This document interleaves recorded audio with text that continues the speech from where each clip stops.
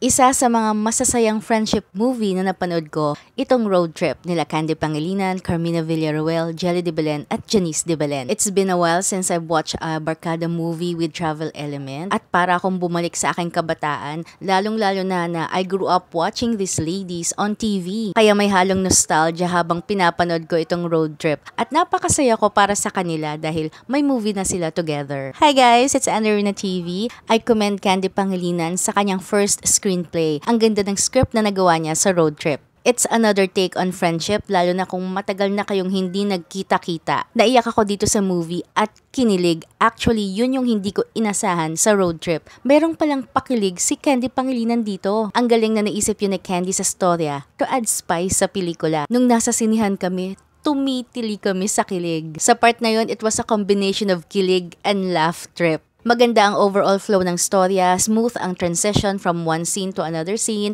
Parang ang sarap tuloy mag-road trip din with your family and friends. Actually, parang ang sarap ding pumunta sa Mount Pulag. Naisip ko tuloy, baka yung ibang mga friendships sa showbiz, gumawa rin sila ng pelikulang tulad ng Road Trip. Sa tingin nyo?